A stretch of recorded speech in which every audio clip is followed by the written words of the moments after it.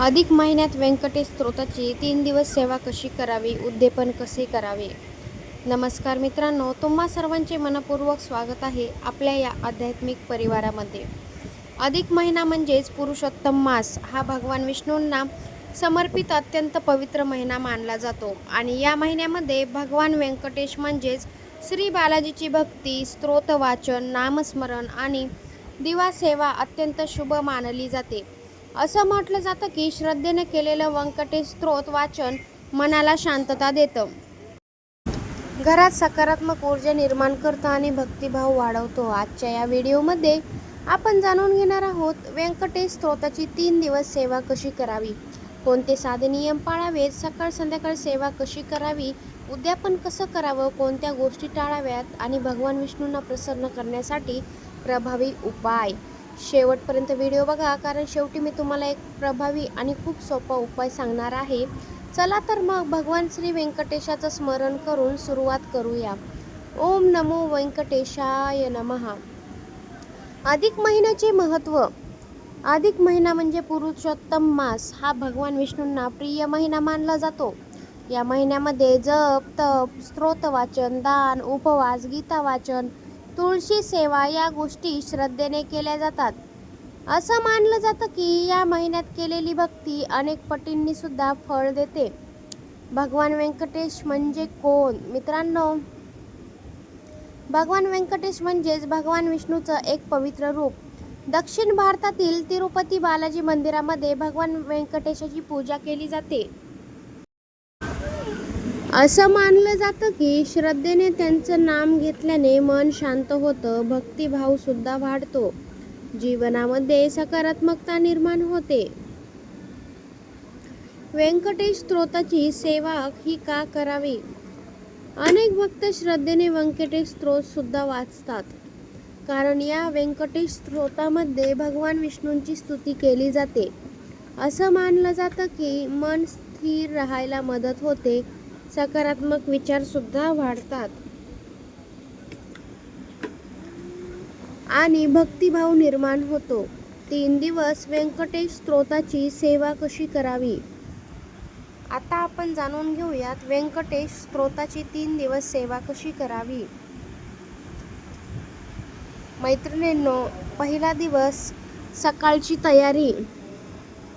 सकाळी तुम्ही लवकर उठा, स्वच्छ स्नान करून स्वच्छ कपडे घाला, देवघर तुम्ही स्वच्छ करा, घर स्वच्छ ठेवा, भगवान विष्णू किंवा बालाजी समोर तुपाचा दिवा लावा, तुळशी पत्र अर्पण करा. यानंतर श्रद्धेने म्हणा ओम नमो व्यंकटेशाय नमः. 11 वेळा व्यंकटेश स्तोत्राचा ओम नमो व्यंकटेशाय नमः जप करा. स्तोत्र वाचन. यानंतर शांत मनाने व्यंकटेश स्तोत्र वाचा. घाई अजिबात करू नका, प्रत्येक शब्द भक्तिभावाने म्हणा. दिवसाचा नियम.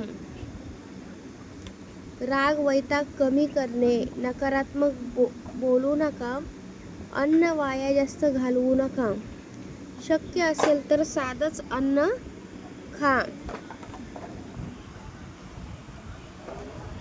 दुसऱ्या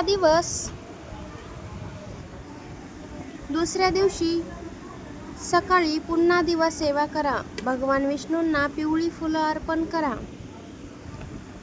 व्यंकटेश स्तोत्र वाचा. ओम नमो व्यंकटेशाय नमः मंत्र जाप करा. दान धर्म. दुसऱ्या दिवशी शक्य असेल तर पक्ष्यांना दाणे टाकावेत. गाईला भाकरी द्या. गाईला भाकरी दिलेले खूपच शुभ मानले जाते. गरजू व्यक्तींना अन्नदान करा. तिसरा आणि शेवटचा दिवस. मित्रांनो, तिसऱ्या दिवशी श्रद्धेने सेवा पूर्ण करा. सकाळी स्वच्छ स्नान करा, देवघर सजावट करा, दिवा लावा, अगरबत्ती, धूप, व्यंकटेश स्तोत्र वाचावे, भगवान विष्णूंना नैवेद्य दाखवावा. कोणता नैवेद्य दाखवावा असा प्रश्न जर पडत असेल तर खीर करा, साखर पण ठेवू शकता. साखर, तूप, केळी, एखादं फळ जसे सफरचंद, पंचामृत श्रद्धेने काहीही साधं अर्पण करा. देवाला काहीही मोठेपणा नको असतो, दिखावा नको असतो. सेवा करताना कोणते सोपे नियम पाळावेत तर घर स्वच्छ ठेवावे, मोठ्यांचा वडीलधाऱ्यांचा आदर करावा, प्रेमाने बोलावे, राग वैताग कमी करावा, अपशब्दांचा वापर जास्त टाळावा, देवाचे नामस्मरण करावे, शक्य असेल तर सात्विक अन्नच खा. कोणत्या चुका टाळाव्यात? घरामध्ये सतत भांडणे करू नका. घरामध्ये सतत भांडणे करू नयेत. देवघर अस्वच्छ ठेवू नका. अन्न वाया घालवू नका. मोठ्यांचा अपमान करू नका. नकारात्मक बोलायचे टाळावे. संध्याकाळची सेवा कोणती करावी आता जाणून घेणार आहोत. संध्याकाळची सेवा. संध्याकाळी तुळशीपुढे दिवा लावावा, तुपाचा किंवा तेलाचा. विष्णूचे नामस्मरण करावे, भक्तिगीते ऐकावे, परिवारासाठी प्रार्थना करावी.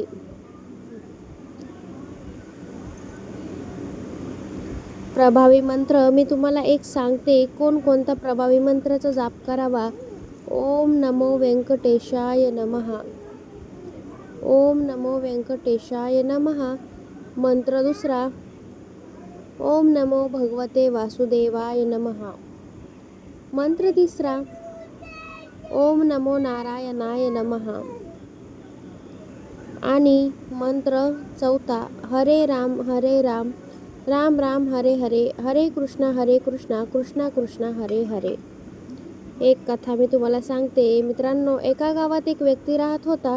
तो सतत मानसिक तणावामध्ये होता.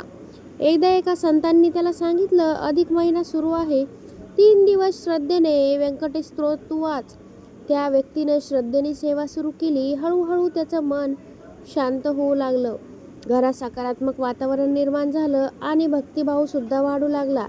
मित्रांनो, ही कथा श्रद्धा आणि भक्तीची शक्ती सांगते. उद्यापन कसे करावे हे आता आपण जाणून घेणार आहोत. आता जाणून घेऊ 3 दिवस सेवा पूर्ण झाल्यानंतर शेवटच्या दिवशी उद्यापन कसे करावे. उद्यापन पद्धत. भगवान विष्णूंना पिवळी फुले अर्पण करा. तुपाचा किंवा तेलाचा दिवा नक्कीच लावा. तूप असेल तर तुपाचाच लावा. व्यंकटेश स्तोत्र वाचा. खीर किंवा गोड नैवेद्य दाखवा. शक्य असेल तरच अन्नदान करा. परिवारासोबत व्यंकटेशाची प्रार्थना करा. उद्यापनानंतर काय करावं. उद्यापनानंतर काय करावं तर देवाचे आभार शेवटी मानावेत. मोठ्यांचा आशीर्वाद घ्यावा. सकारात्मक विचार ठेवावेत आणि भक्ती कायम ठेवावी.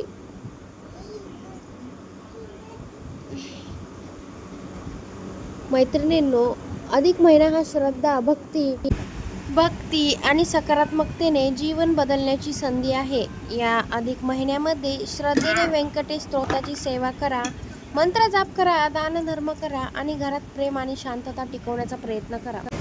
लक्षात ठेवा, देवाला मोठे दिखावे नको असतात, तर मनातील श्रद्धा ही खूपच महत्त्वाची असते. व्हिडिओला लाईक करा. जर आवडला असेल तुम्हाला तर शेअर करा. चॅनलला सबस्क्राईब करायला विसरू नका. महत्त्वाचं म्हणजे कमेंटमध्ये ओम नमो व्यंकटेशाय नमः नक्की लिहा. तुमच्या आणि तुमच्या परिवारावरती भगवान व्यंकटेशाची कृपा सदैव टिकून राहावी. श्री बालाजी महाराज की जय. आपल्या व्हिडिओला नक्कीच हाईप द्या. धन्यवाद.